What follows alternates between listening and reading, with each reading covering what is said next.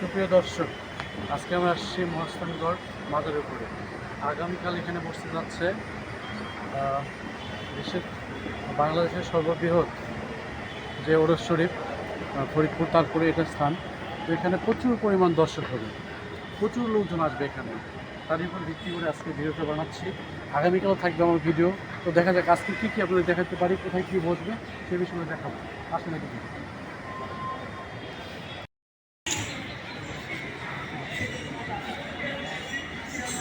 আসসালামু আলাইকুম কাকা, কোথা থেকে আসছেন আপনি?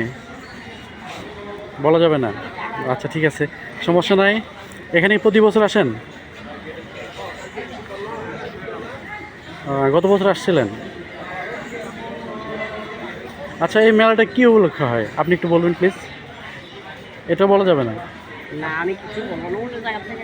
ও আচ্ছা ঠিক আছে, সমস্যা নাই, আপনি কিছু বলবেন।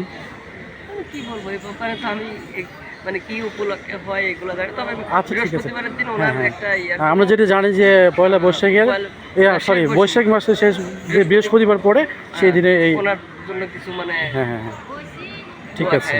আচ্ছা, আপনি কি প্রতি বছর আসেন? না, আমি প্রতি বছর আসি না।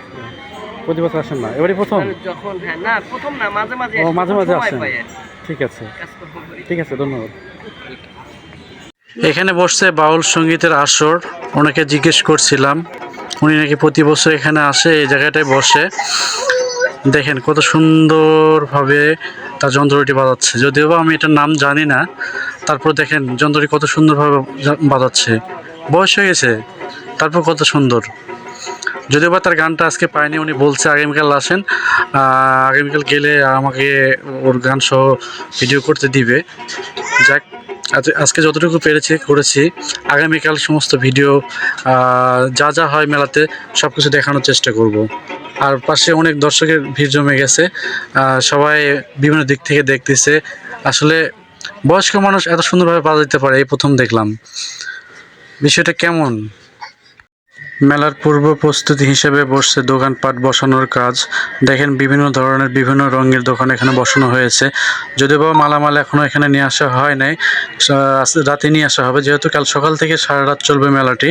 দেখেন বিভিন্ন দোকান বসে গেছে অলরেডি, কিছু কিছু দোকান। তো এই পাশে কটকটি দোকান দেখা যাচ্ছে, ওই পাশে ভ্যারাইটিস দোকান দেখা যাচ্ছে।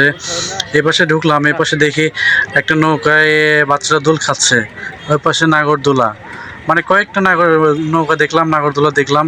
বিভিন্ন রকমের লোক আসতে আছে এখানে, রং বেরঙের দোকান, কত কিছু।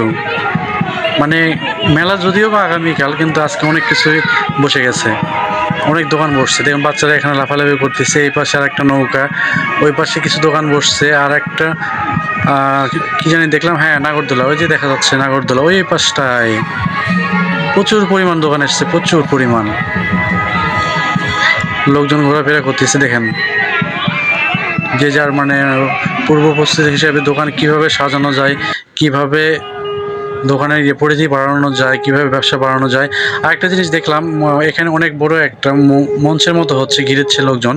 এখানে কি হবে আসলে আমি নিজেও জানি না, ওনাদেরকে জিজ্ঞেস করার সুযোগ হয়নি, কাউকে পাই নাই। তো আগামীকাল গেলে দেখতে পাওয়া যাবে যে আসলে কি হচ্ছে ওখানে। তো দেখুন কত মানুষের ভিড়। এখানে দেখাচ্ছে সাপ খেলা, আজকে শুরু হয়ে গেছে সাপ খেলা।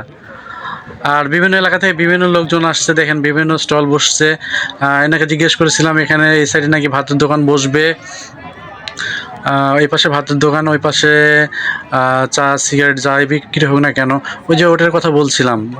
অনেক বড় করে ঘিরতেছে, জানেন মেলা হিসেবে শেষ প্রস্তুতি, বিভিন্ন দোকানপাট সব কিছু নতুন নতুন করে লাগাচ্ছে, যেহেতু আগামীকাল সকাল থেকে অনুষ্ঠানটি শুরু হবে, যে মেলাটা শুরু হবে। তো আপনাদের সবাইকে দাওয়াত রইল, সবাই আসবেন, ঘুরবেন। আগামীকাল পুরো ভিডিও থাকবে আমার ইউটিউব চ্যানেলে।